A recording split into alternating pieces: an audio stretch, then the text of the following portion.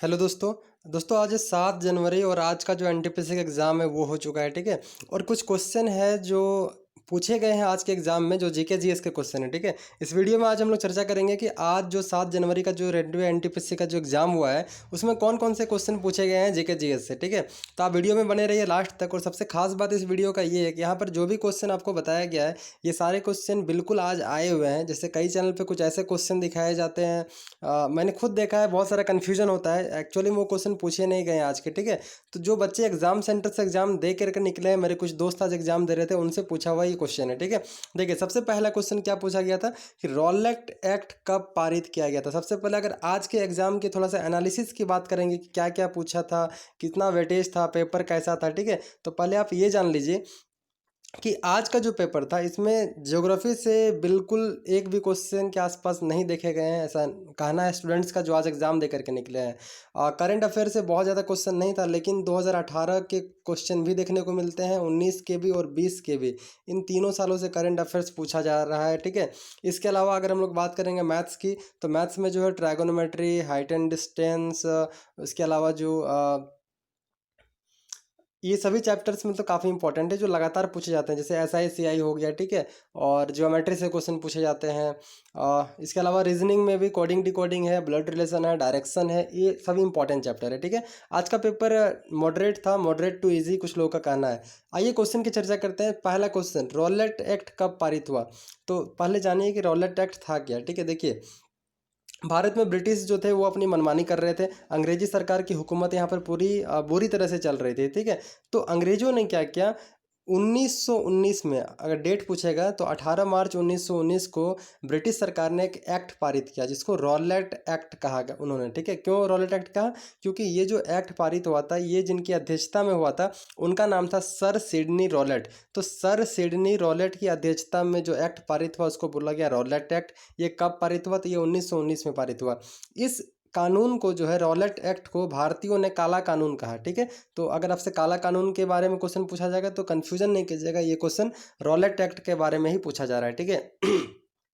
तो ये Rowlatt act था क्या, देखिए, ब्रिटिश सरकार द्वारा भारत में उभर रहे राष्ट्रीय आंदोलन को दबाने के लिए निर्मित कानून था। आपने देखा है कि 1857 से ही जो है कुछ अलग अलग क्षेत्रों में जो है अलग अलग क्षेत्रों से राष्ट्रीय आंदोलन का जो जागरूकता था वो फैल रहा था, लोग जागरूक हो रहे थे, ठीक है।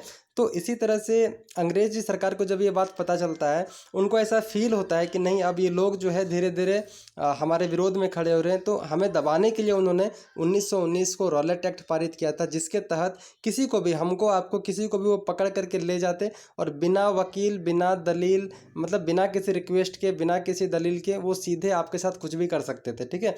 तो ये था रॉलेट एक्ट, इसीलिए भारतीयों ने इसको काला कानून कहा, ठीक है, क्योंकि यहाँ पर ना कोई वकील चलता था ना कोई दलील चलता था, ठीक है। दूसरा क्वेश्चन पूछा गया था असहयोग आंदोलन से, ठीक है, कि असहयोग आंदोलन शायद कब हुआ था या किसने शुरुआत की थी। तो जो भी पूछा जाए डिटेल पढ़िए आप यहाँ पर, ठीक है। असहयोग आंदोलन जो था ये 5 सितंबर 1920 को शुरू किया गया था। आप अगर थोड़ा सा इसके पीछे देखिएगा, मैंने आपको अभी बताया रॉलेट एक्ट 1919 में हुआ था, ठीक है, मार्च में। इसके बाद अप्रैल 1919 में क्या होता है, आपको घटना याद होगी, 13 अप्रैल, जो इतिहास में स्वर्णिम अक्षरों में इनको लिखा गया है, ठीक है। 13 अप्रैल 1919 को जो घटना होती है वो जालियांवाला बाग का हत्याकांड होता है, ठीक है। तो इतना इंपॉर्टेंट मतलब जो अंग्रेजों ने जो कांड कर रखा था, ठीक है, कि गांधी जी जो है बिल्कुल पूरी तरह से उससे मतलब नाराज थे। और पहला जन आंदोलन शुरू किया गया था 5 सितंबर 1920 को। आप माने तो असहयोग आंदोलन जो था ये गांधी जी के नेतृत्व में चलाया गया पहला जन आंदोलन था भारत में, ठीक है। तो असहयोग आंदोलन 1920 किसने शुरू किया था, महात्मा गांधी ने शुरू किया था। ये आंदोलन कब बंद किया गया और क्यों बंद किया गया, कभी कभी ये भी पूछ सकता है। तो आप देखिए क्यों और कैसे बंद किया गया था, ठीक है।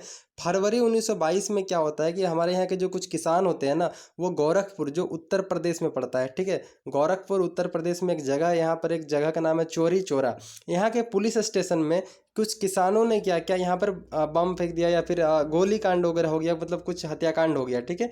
तो इससे जो काफ़ी मतलब हिंसा जो यहाँ पे उठा ना, इससे दुखी होकर के और महात्मा गांधी ने जो है असहयोग आंदोलन को बंद कर दिया था। क्यों, क्योंकि फरवरी 1922 में चोरा चोरी कांड में जो घटना हुई थी इसी के प्रभाव में आकर के, ठीक है।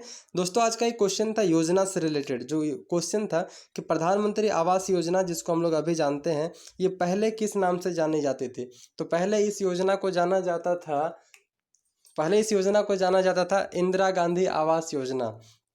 खिलाफत आंदोलन किन दोनों भाइयों ने शुरू किया था, ये क्वेश्चन पूछा गया था। ठीक है, तो खिलाफत आंदोलन जो था ये दोनों भाइयों ने शुरू किया था, जिसका नाम था अली भाई, मौलाना मोहम्मद अली और मौलाना शौकत अली, इन दोनों भाइयों ने शुरू किया था। ये आज का क्वेश्चन पूछा गया था।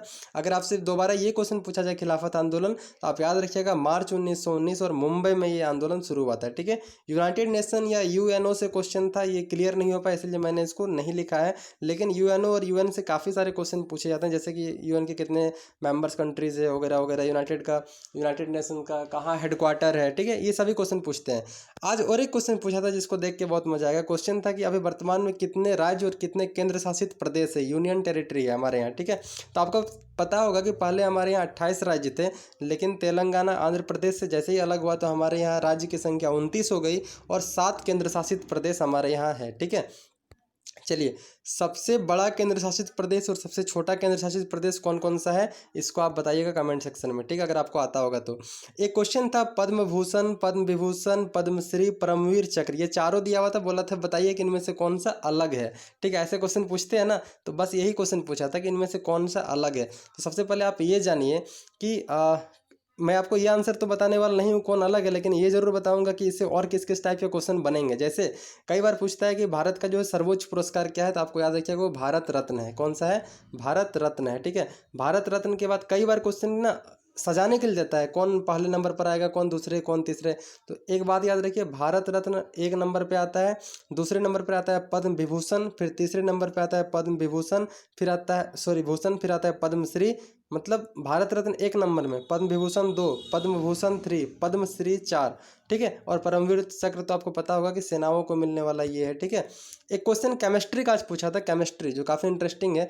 एक इलेक्ट्रॉनिक विन्यास दिया हुआ है 2, 8 और 7, आपको पूछा है इस तत्व का क्या नाम है। तो जो स्टूडेंट क्लास 9 पढ़े होंगे केमिस्ट्री, उनको पता होगा कि इलेक्ट्रॉनिक विन्यास को क्या करते हैं। इनको अगर जोड़ देंगे 2 + 8 + 7 तो क्या बनेगा, 8 2 10 और 7 17। 17 जो बन गया ना, ये हो गया परमाणु संख्या। 17 किसका नंबर होता है आपको पता होगा, 17 होता है भैया क्लोरीन का। ठीक है, ये तो एटॉमिक नंबर याद कर लीजिए, इलेक्ट्रॉनिक विन्यास ऐसे ही लिखते हैं हम लोग। ठीक है, संयोजकता अगर इसका पूछता है कि इसका संयोजकता कितना होगा, तो देखिए लास्ट सेल जिसको बोलते हैं वैलेंस सेल, उसमें कितना इलेक्ट्रॉन है, 7 इलेक्ट्रॉन है। आपको पता होगा कोई भी बाहरी कक्षा है वो अपने आप को एस्टेब्लिश करना चाहेगा, कोई भी इलेक्ट्रॉन, तो वो क्या करेगा, इसको पूरा करने के लिए क्या चाहिए, या तो 2 इलेक्ट्रॉन या तो 8 इलेक्ट्रॉन चाहिए बाहरी कक्षा में। जो 2 तो कर नहीं सकता है, तो 8 ही इसके लिए उचित होगा। अब आप ही बताइए, इसके पास बाहरी कक्षा में 7 इलेक्ट्रॉन है, ये 8 पूरा करने के लिए क्या करेगा, या तो किसी को 7 दे देगा ताकि 2 और 8 बच जाएगा, या तो किसी से ये 1 इलेक्ट्रॉन लेके 2 8 और 8 बना लेगा। तो क्या करेगा, ये 1 इलेक्ट्रॉन ले लेगा किसी से और 2 8 8 बना लेगा। ठीक है, मतलब अगर इसका बैलेंस ही पूछेगा, जो इलेक्ट्रॉन शेयर करने का कैपेसिटी, तो 1 होगा। ठीक है, फिर से एक क्वेश्चन देखा गया, आईएनसी इंडियन नेशनल कांग्रेस मतलब भारतीय राष्ट्रीय कांग्रेस से, जिससे एनटीपीसी के हर एक शिफ्ट में और हर डे एक ऐसा क्वेश्चन पूछा जा रहा है जो काफ़ी इंटरेस्टिंग बनता जा रहा है, कि ऐसा लगता है, फील होता है कि क्वेश्चन बहुत ज़्यादा रिपीट हो रहे हैं। ठीक है, तो क्वेश्चन क्या पूछा था कि आईएनसी के प्रथम मुस्लिम अध्यक्ष कौन थे। ठीक है, तो बदरुद्दीन तैयब पहले मुस्लिम अध्यक्ष थे भारतीय राष्ट्रीय कांग्रेस के। कुछ और बातें करते हैं इसके बारे में। तो भारतीय राष्ट्रीय कांग्रेस की स्थापना 28 दिसंबर 1885 ईस्वी को ए.ओ. ह्यूम के द्वारा की गई थी। अगर इसके प्रथम अध्यक्ष की बात करेंगे, भारतीय राष्ट्रीय कांग्रेस के पहले अध्यक्ष बनाए गए थे व्योमेश चंद्र बनर्जी।